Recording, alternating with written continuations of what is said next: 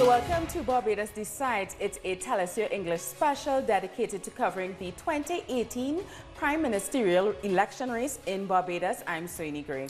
And I'm Keyshawn Haynes. And for the next hour, we're going to look back on today, the last couple of weeks of the campaign, and also to the future, to what the Barbadian population can expect when they choose their either new Prime Minister or re-elect their current Prime Minister. And those election results are probably going to be within a few hours. But first, we have an interview with our Laura Prada. Now, Laura Prada has been out whole day in Barbados, and she's ready to speak to us, to explain to us how the day has been, Election Day 2018. Laura Prada, how has your day been so far? Hello, nice to greet you both. Indeed, today we were around Bridgetown looking at where the polling stations were placed and talking with Barbadians to know their expectations and what their claims are. Also, today we also could appreciate that this day went through with very peacefully, very with much order, because the transit to vote was very organized. The authorities indicated the voters how they could do it and how to line up to make it more organized. This is what we could see, we were able to see during the day. So Keegan. Really quickly, Laura, what was the feeling on the ground? How have Barbadians been telling you who they want to vote for? Well, some of them are more they prefer the BLP, and others are more sided to the DLP, the two main political parties here in Barbados, the Barbadian Labour Party and the Democratic Labour Party. Those are the main parties here in Barbados, the ones that have been sharing in the last years the government direction of Barbados. This is some of the highlights that we can share in this minute. Also, the local television is now sharing some of the results of the a little resume of what was going on today at the polling station and on the different constituencies. Let's remember that today are being elected the candidates for the 30 constituencies of Barbados and the 30 persons who will represent the Barbadians at the Parliament. So, Kijan. Laura, we understand that there were some long lines and a lot of young voters as well in this election. What did you see? Did you see also these long lines, and what was the age of the voters? Did you see more young voters or more older voters? Well, Keegan, we were able to see that there were Barbadians of all ages voting at the polling stations, and they were all assisting very peacefully and very optimistic about the future of Barbados. We also were able to see that in these polling stations, the people were queuing up very early in the morning when the polling stations open, but through the day, the queues started to lower down, and Barbadians just started coming with more spaced time from each other. But at some points there were queues. We also heard at the news television here in Barbados that some people were complaining about that when they were in the polling station to vote, their names didn't appear on the list, and they had to go to another polling station to see if their name was there. So that's what we could see, and mostly I can tell you that young people are very trusted that with these elections a change and improvement in the national economy will come forward. Thank you so much. We've been talking to our Laura Prada in Barbados. Now we're going to go back to Laura later on in this program because I understand that she has a very special interview for us. Now, we were just talking to Laura about how voting went today. We have video of Prime Minister Frundle Stewart casting his vote at the Bailey's Primary School. The DLP leader said by all reports, voting today was actually pretty smooth, without incident. Of course, he said long lines are a sign of a good democracy and that he's very happy with his campaign. So let's have a quick listen to what Prime Minister Frundle Stewart had to say about his actual campaign. I thought we had a very good election, period. The difference between Barbados and many other jurisdictions, many other countries across our election campaigns, they peaceful and violence-free. Yes, people express themselves vigorously and take up very strong positions on behalf of the political party they support, but it never transcends the perimeters of decency, and therefore our elections are very peaceful. The campaign was a very peaceful one. Both parties conducted, all the parties conducted themselves, I thought, properly.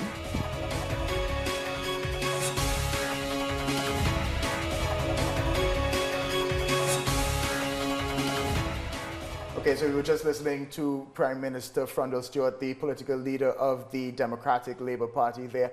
Now, this is an interesting thing that he is saying there about the state of the Barbadian, just in the Caribbean in general, you have this issue, lack of issue really, of violence on the campaign. Everybody is very calm. Elections are just easygoing. We get passionate with our words. Yes. So we attack verbally. Right. But you're not really going to have any physical violence. Correct. I mean, there are. I mean, we're not saying that there aren't no instances of that. You have some concerns. Jamaica has concerns. Like I was a student in Jamaica during elections, and you had to be really careful about what colors you wore in during certain the areas during the entire electoral season. But that's not the norm. That is very specific to Jamaican elections. But yeah, generally across the Anglophone Caribbean, elections are exciting. They're fun, but they're not violent, you know? Also today voting we had Mia Motley. She is the political leader of the Barbados Labour Party. She also was very confident. Laura Prada actually caught up with her when she went to cast her ballot, and she was very confident going into this election day. Let's listen.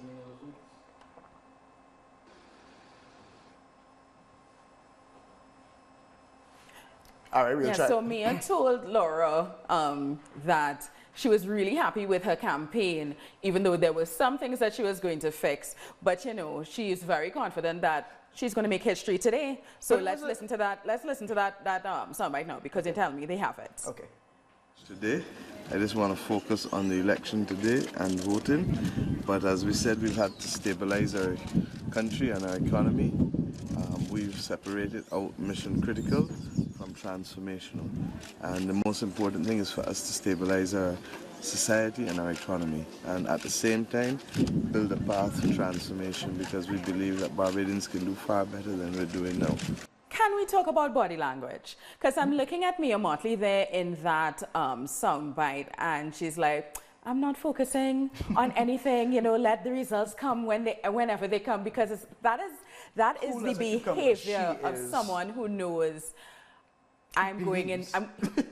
No, not believes. That behavior, that confidence is intrinsic. She knows she's going to win the elections. So we're looking now at, this is video of Lynette Eastman. Lynette Eastman is the third party candidate. Now, in Caribbean electoral politics, a third party is almost unheard of, and they don't necessarily make a strong impact when it comes to what the electorate. We can't usually support three parties. Right, exactly. So a third party is usually seen as being an attack on one of the two more stronger established parties. And Lynette Eastman used to be from the BLP, I believe. And broke away. She's a lawyer by profession. But you do have to appreciate she has garnered a lot of ground in a short space of time. This party is less than a year old. She managed to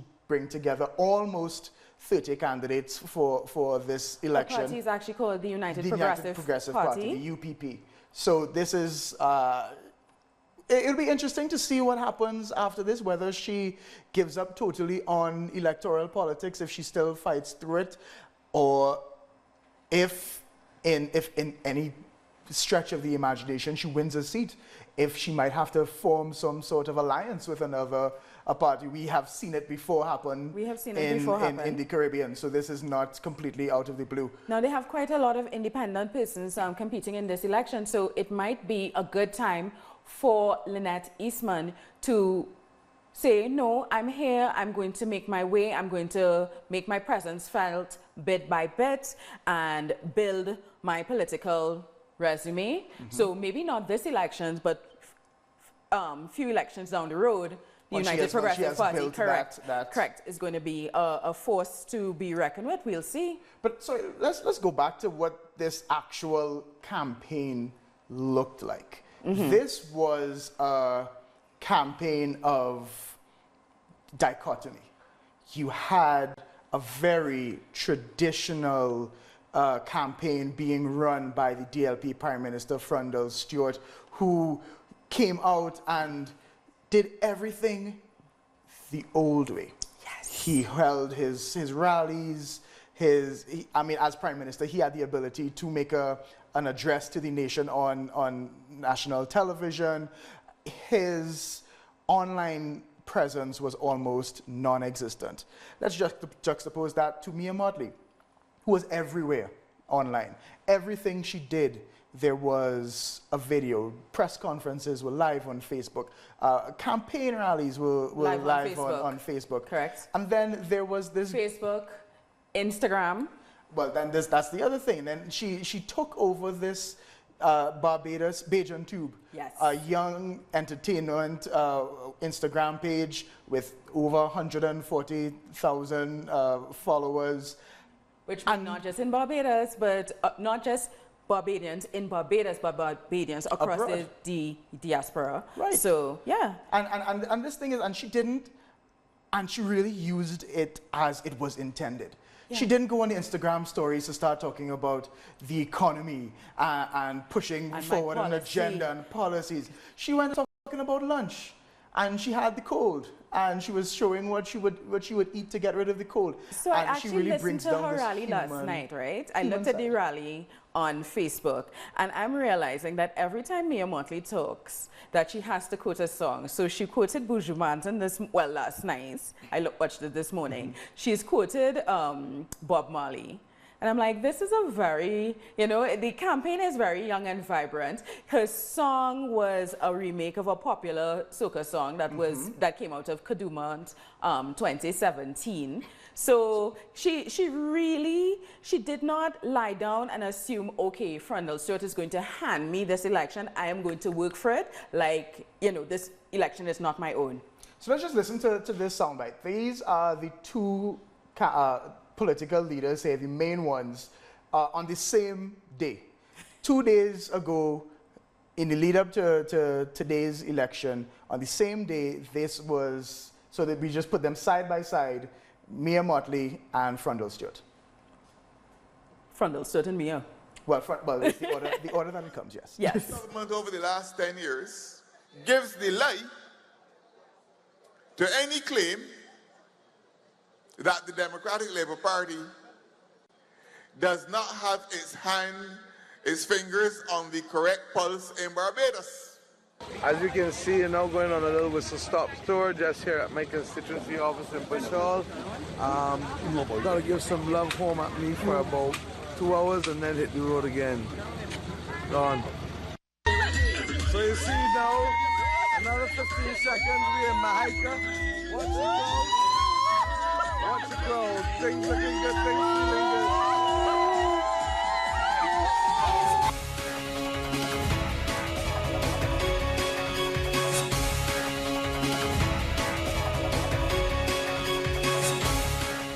Derek, so you just saw the two persons who are vying for the two main persons who are vying for the position of Prime Minister, back to back. Their campaign styles very decisively. The more traditional, formal version of style of Frondell Stewart, and the hip, digital campaigning of Mia Motley.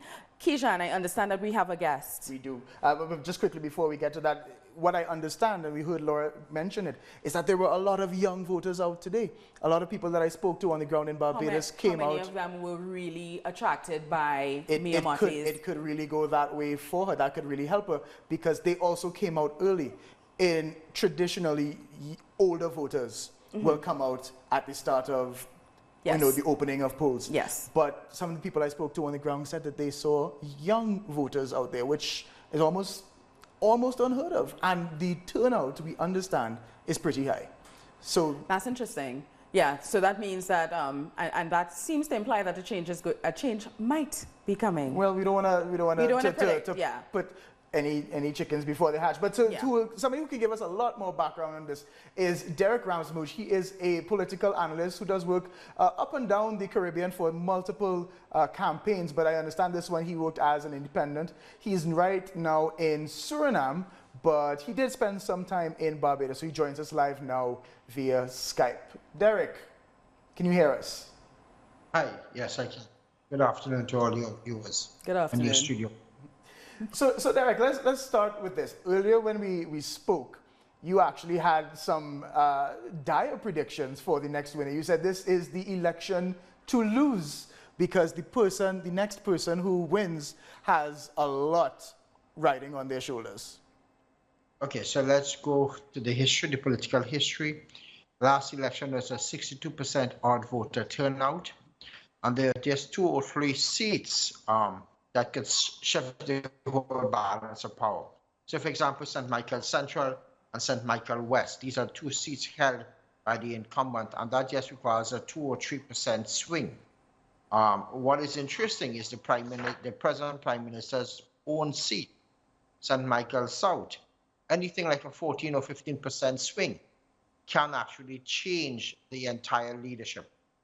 This entire campaign was about chasing the undecided voter, the first-time voters, the young voters.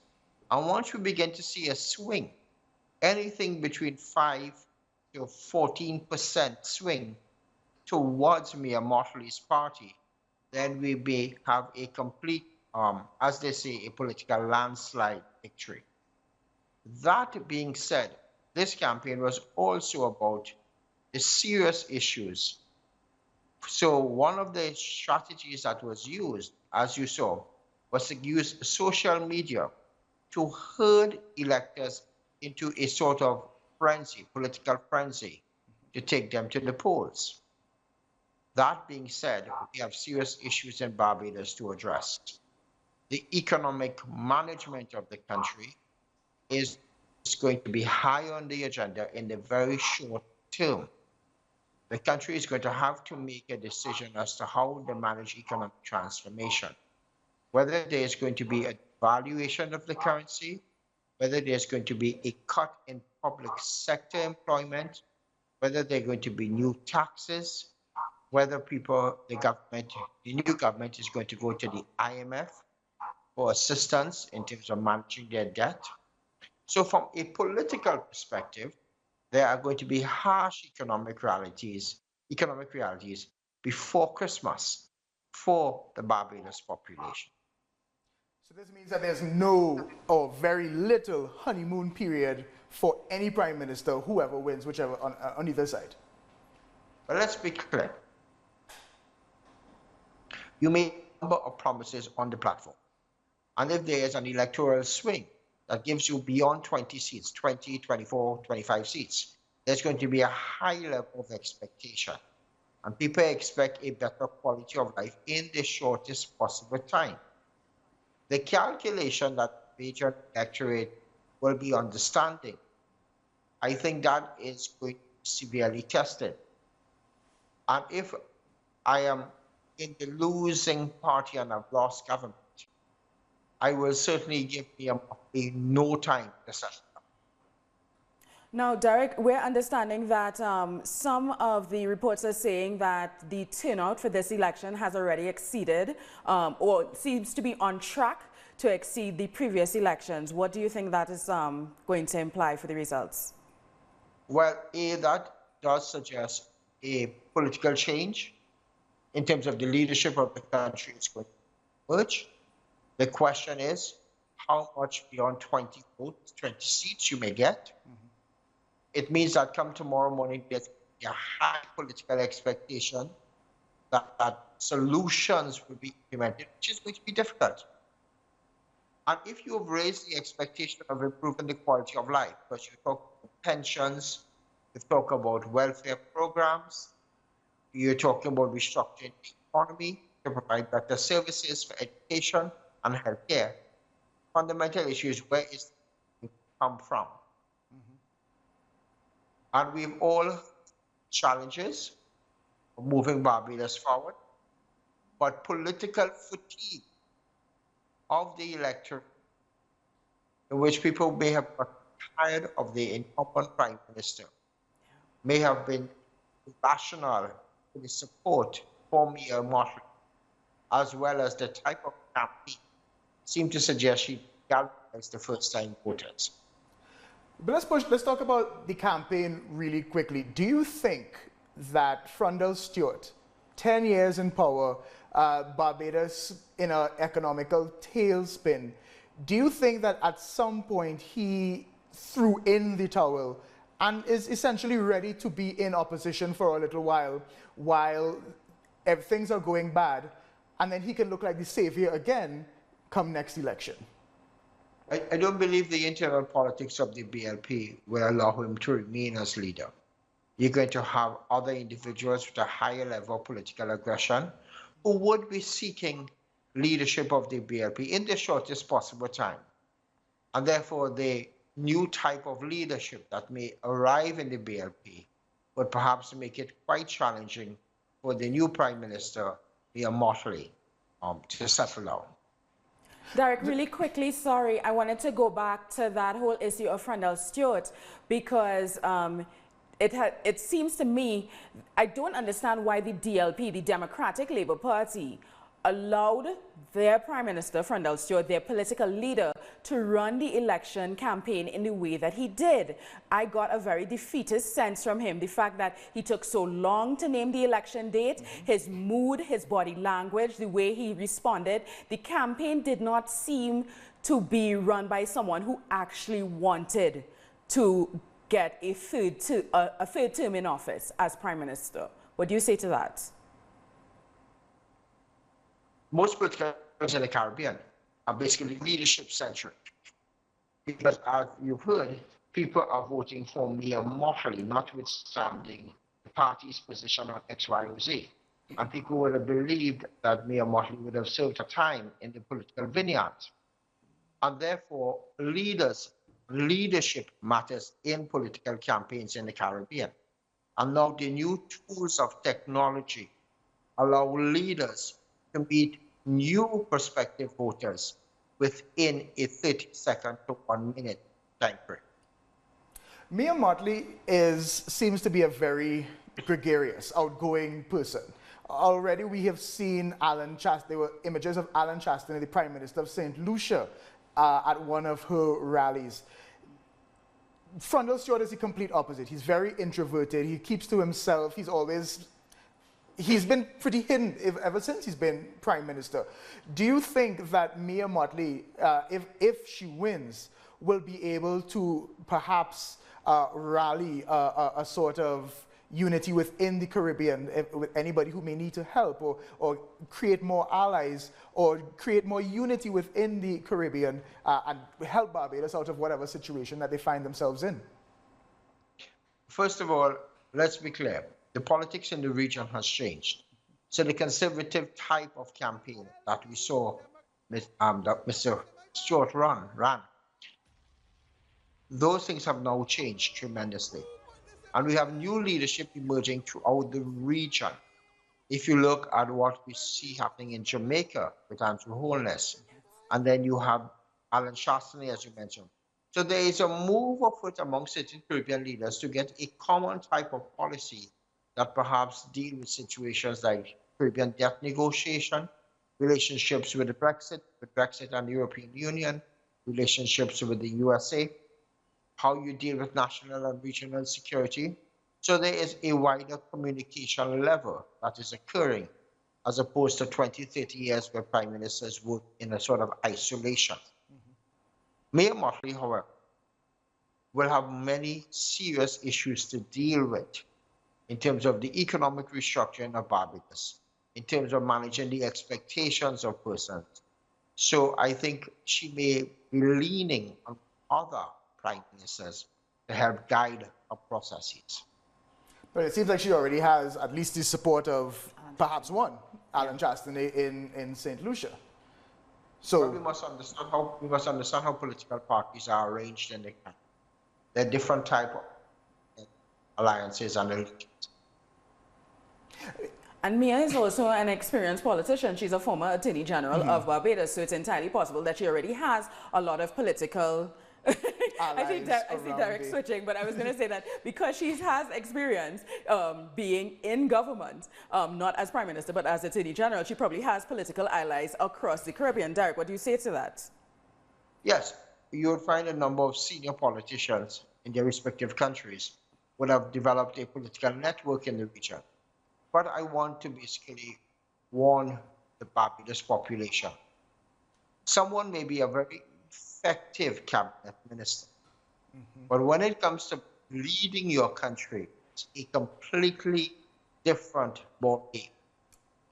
And therefore, some of the decisions she's going to have to implement may cause political stress for her own party supporters. But you must recognize that now you're Prime Minister of Barbados, and your interest is that of Barbados, as opposed to your political interest of the party.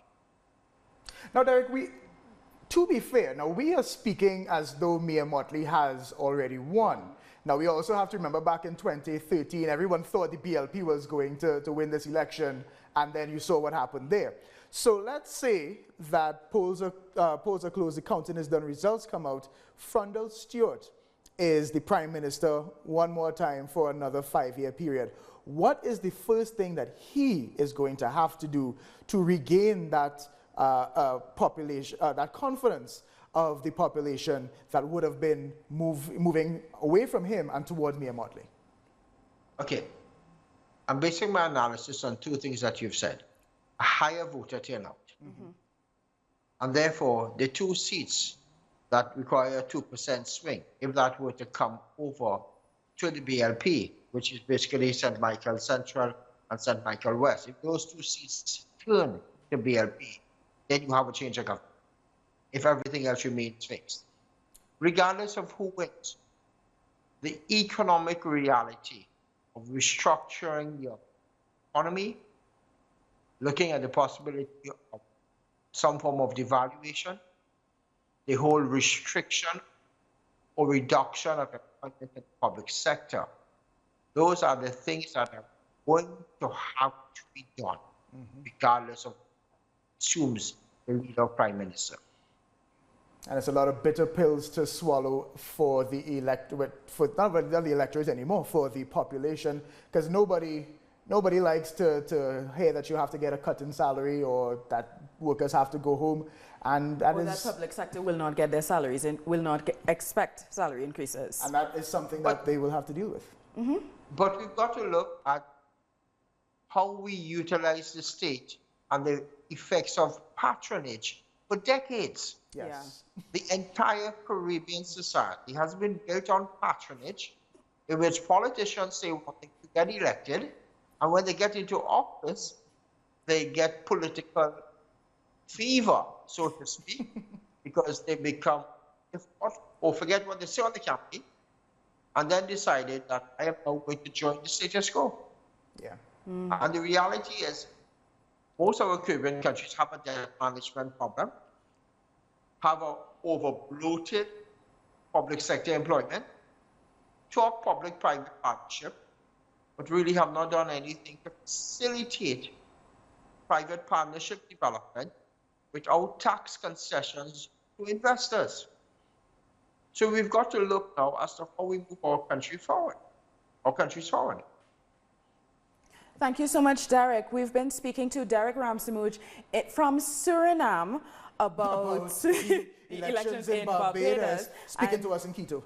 Yes. The internet. Well, what a time to be alive. So I forgot to say that Derek is not from Barbados? Derek is actually Trinidadian, yes. But he made a lot of good points and a lot of things that we have seen about, especially about being an effective campaigner, because you and I, coming from Trinidad and Tobago, we saw the campaign that Kamala Prasad-Bisseso ran in 2010. 2010. There was the first one. Okay. It was inspirational. It moved. It was great, and there was a lot of issues that came after, and it will be interesting to see if Mia Mottley wins, because we keep speaking like she is going to win. We don't know anything until it happens. How you transition from being in opposition, being a campaigner, to being a prime minister. Because you have much less pressure if you're in opposition. Yes. And being the one in the driver's seat is really difficult. And it's also very easy to inspire people and talk about hopes and dreams when you're not actually making the hard decisions. Until you get into the position. Correct. And then you realize, wow, this is not as easy as we thought. But now, Derek made us focus very much on the economy. We have quite a few people talking about how the economy will affect the campaign in Barbados. So on Thursday, no, today is Thursday, on Wednesday, I spoke to Peter Wickham of CARICOM. CARICOM is the Caribbean Development Research Services Company. So they essentially do polling throughout the Caribbean on elections. And I asked Peter Wickham is from Barbados, too, I understand. Peter Wickham is actually Bayesian, so that's very important. All right, so he's entrenched, he's not just speaking as a pollster, he's speaking as a Barbadian who knows the history and the social realities of Barbados, not just as a researcher who flies in and has to, use his polling instrument. And I asked him about how the economy was going to affect this campaign, because, as you know, a bad economy rarely favors the incumbent, which in this case is Frondell Stewart of the DLP. So let's hear what Peter had to say. Yeah, it's possible, and I would say it's highly probable. As far as the polls are concerned, we have a challenge with contemporary data where none has been released. But certainly the last time we polled, we had a distance of almost 40 percentage points between the lady that was leading the Barbados Labour Party and the gentleman who is currently Prime Minister. So I'd say, all things being equal, it's highly likely that tomorrow we will make history and we will. So, well, that's another pollster there. So we were talking about what has to happen in the first couple of days of any election. So what happens, we were also discussing the manifesto. The manifesto, if you're not aware of Caribbean politics, is antiquated, an antiquated use of a document. Yeah, a pamphlet essentially outlining, well, these are our plans for the first 100 days, or this is what we plan to do for the 5 years. A lot of times these statements are very vague. It's, we will improve the economy, create more jobs, and it doesn't really get into what it is. But the specifics. But this is something that we have come to expect in electoral politics, and this is something that... In the Caribbean. Yeah, and this is something that people look forward to.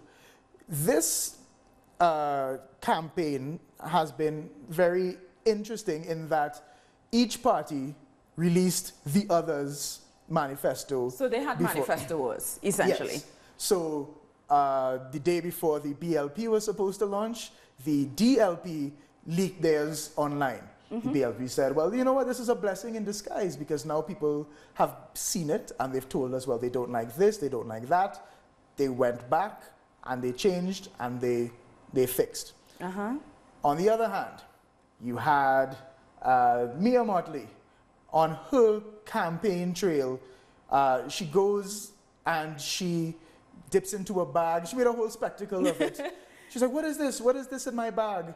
And whips out the DLP's manifesto and pulls the air out. You see her there. And she pulls the air out of their sails. Yeah. And starts reading from their manifesto. But let's actually listen to what the the candidates themselves had to say about their own manifesto.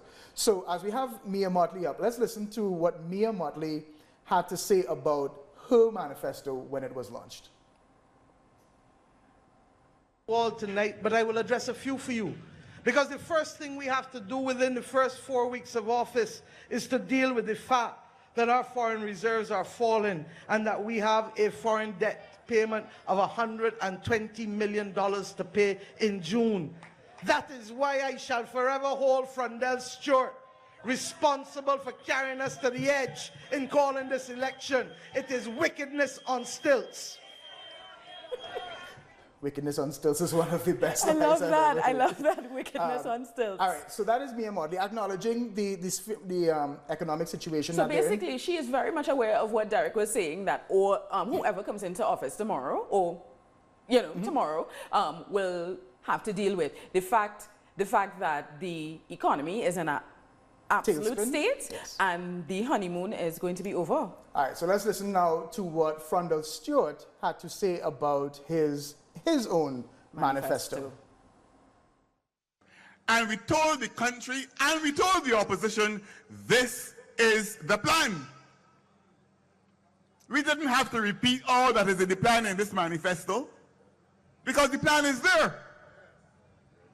But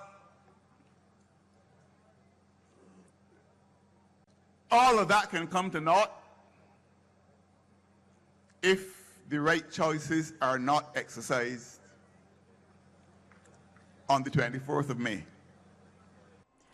Now, Frondell is saying we didn't need a manifesto because we had a plan. We came to the Parliament. We've given our sustainable recovery plan. We've said it several times, and that's what we're going to do. And he's saying this in the context of, I need more time, yes. I need more time to heal the economy, deal with these serious realities that are at our door in Barbados. So I don't need to beg you to hire me, because I told you this is what we want to do, and I'm just reminding you this is what is going to save Barbados. But the problem with, there's nothing wrong with that. The problem was how he ran his campaign. Yes. He did not run as an incumbent who wanted 5 more years. He did not run a campaign of, the cliches, don't change a horse midstream, we've come too far to turn back now.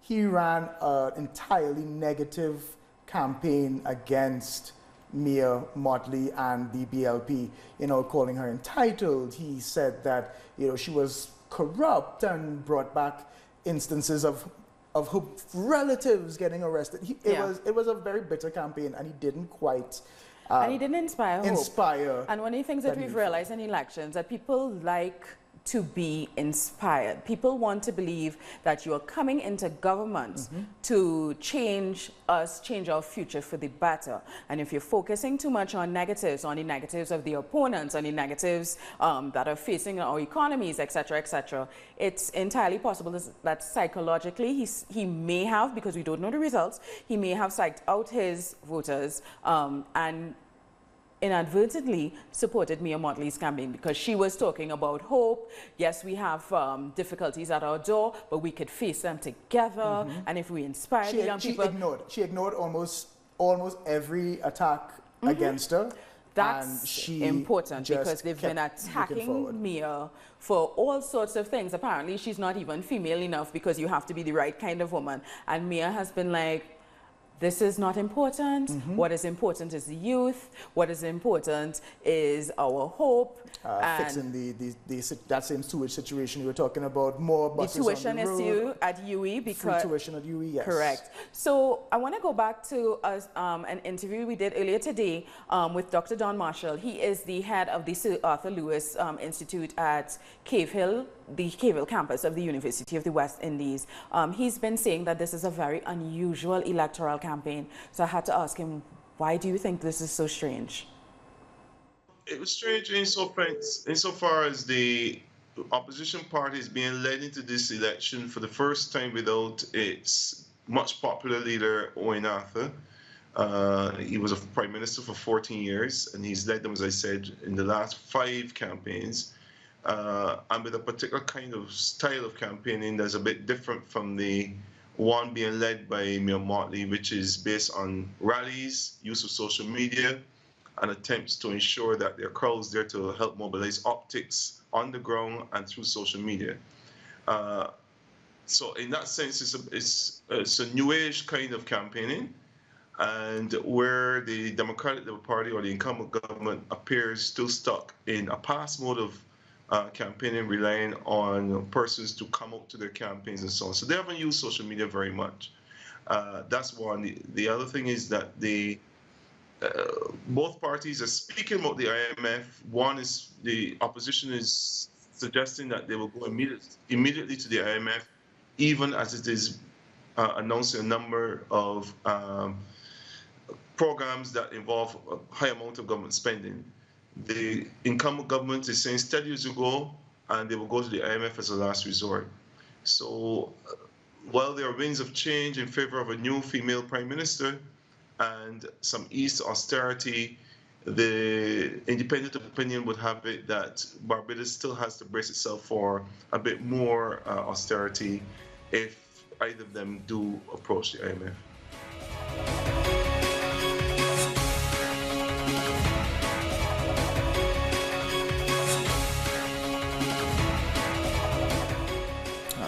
Another one of the issues that we looking at in this campaign, or whatever happens next, is what happens to the region. We speak integration, we ignore integration, but it is important. So I want to bring up something that a story from Nation News. This is one of the local papers in Barbados. We're going to put it up in the wall in a little bit.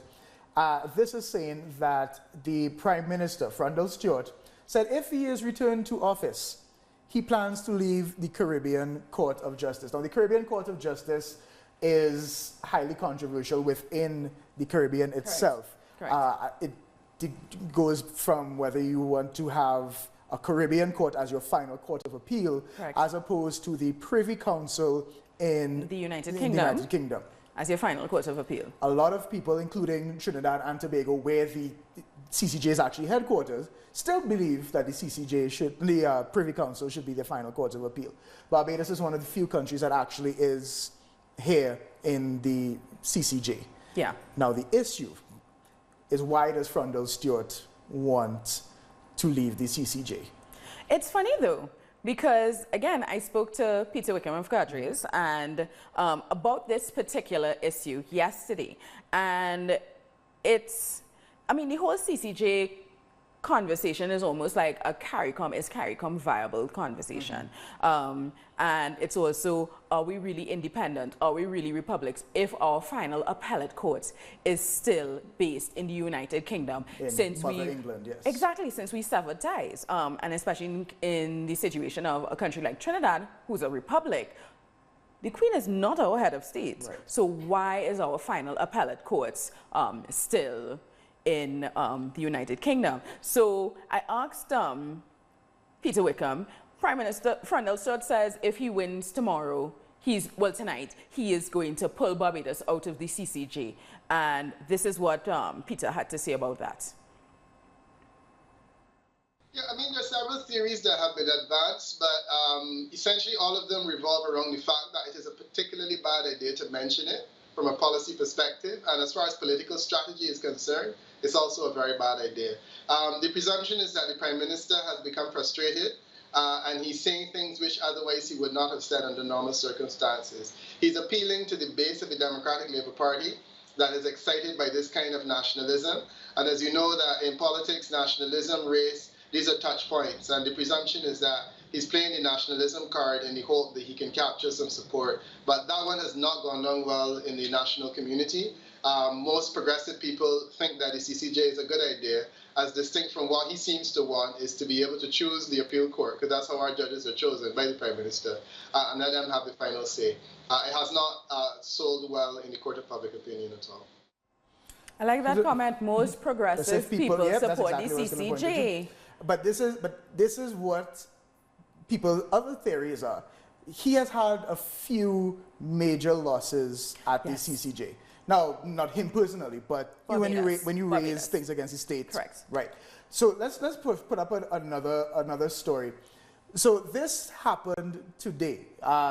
So some background. There were CARICOM nationals in most CARICOM places. If you have been there for a certain amount of time, 3 to 6 months, sometimes a year, you are allowed to vote in elections. There was a case raised where CARICOM national was not allowed to vote and find himself on that list. And it went to the CCJ.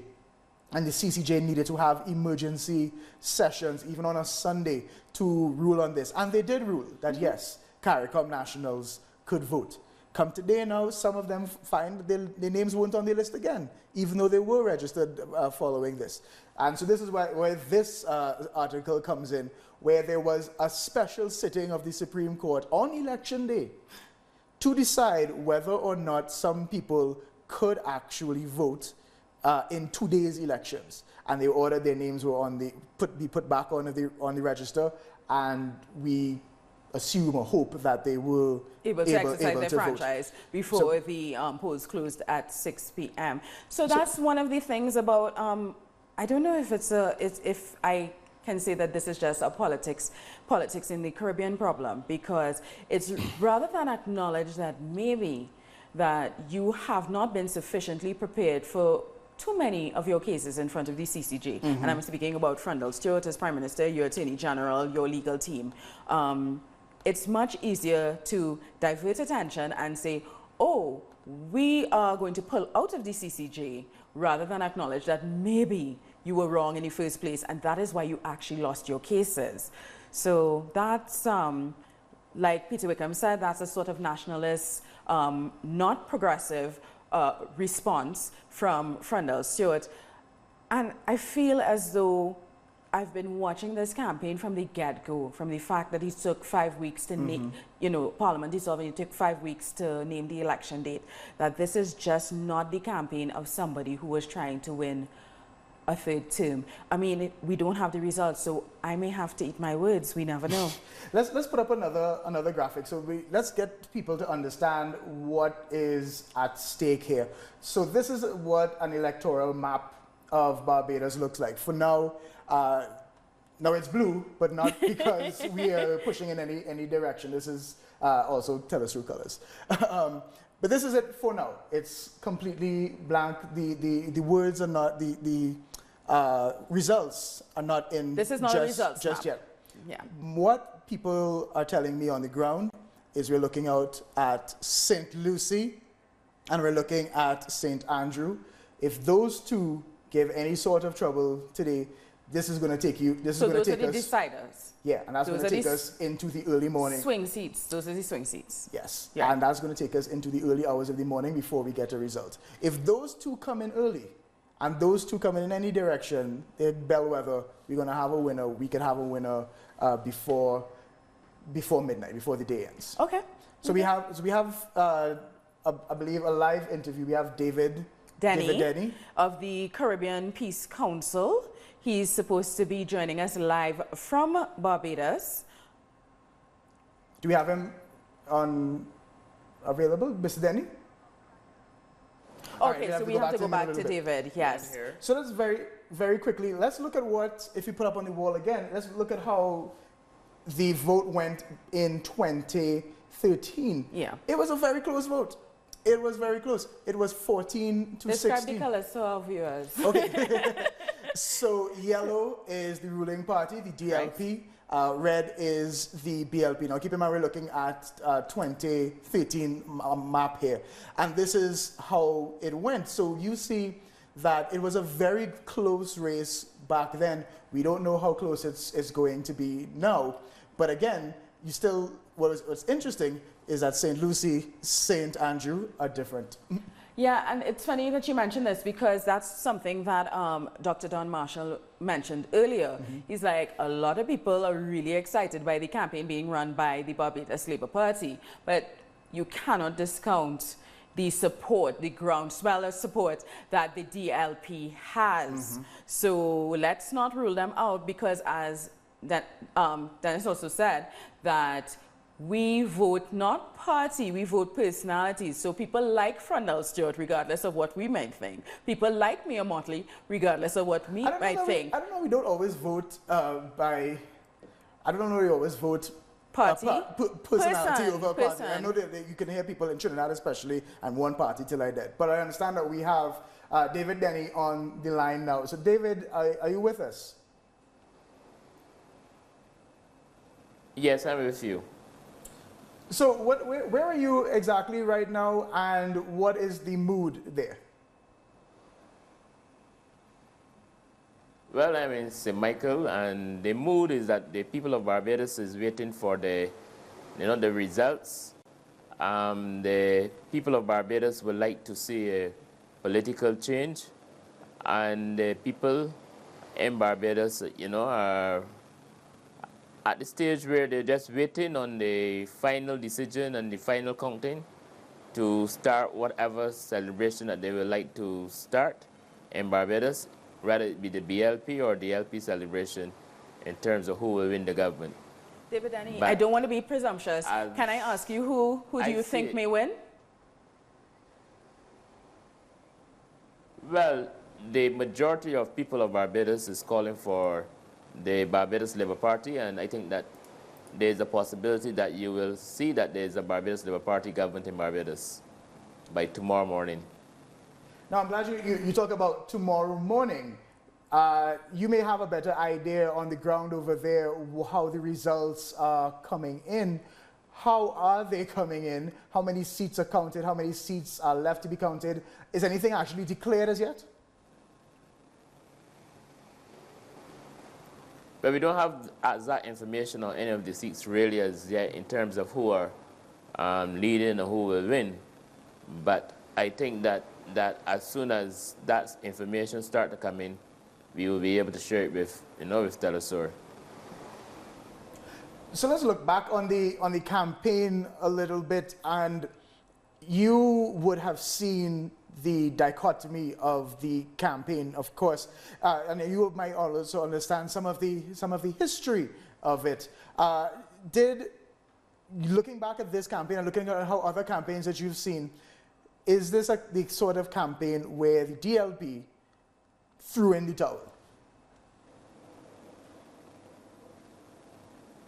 I think really that the Democratic Labour Party is going through some difficult, it's going through a difficult period in that there's serious economic problems in Barbados, and there's a call by the public officers for a salary increase. And then there's also a call for, as I mentioned earlier today, in relation for the appointment of public officers. So I think that the Democratic Labour Party is losing a lot of its ground support because of that kind of conditions. And I think that the Democratic Labour Party have failed to seriously deal with these economic issues and these social issues that are affecting working class people, not only at the bottom, but also the middle class in Barbados. Now, David Denny, we've been speaking about how Barbados has some serious economic issues to deal with. What will the new government have to do as soon as they get into office to address those issues? Well, in the manifesto of the Barbados Labour Party, they are promising that they would, one, look at the whole question related to some of the taxes that we are paying in terms of the value-added tax and other consumption tax. Then they're going to look at the whole question relating to university education, where Barbadian people now have to pay for part of that university education. And they're going to look directly at the whole question relating to the health services in Barbados. And the manifesto also speaks about the whole question of public transport, because we have serious problems in relation to public transport in Barbados.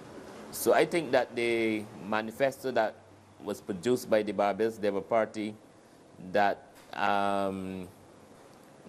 they say that would create the conditions to find a lot of solutions for some of our problems would be seen as as something attractive for the voter of Barbados, and therefore I think the people of Barbados will vote for something that gives them some level of hope. And thank you so much, David. Danny, I hate to interrupt you, but we are absolutely out of time. But I can almost guarantee that we're going to have to speak to you when we get the actual results, be it speak to you either tomorrow or even on Monday, because we will need to discuss who has actually been named elected Prime Minister of Barbados. So for this edition of Barbados Decides, I'm Soini Gray. And I'm Keishan Hayes. Remember, you can stay on our website at telesurtv.net/English for all the latest results. And stay tuned for From the South tomorrow, where we bring you who won the results, who won the election, and the swearing in of the new or re-elected Prime Minister of Barbados. Thanks for joining us.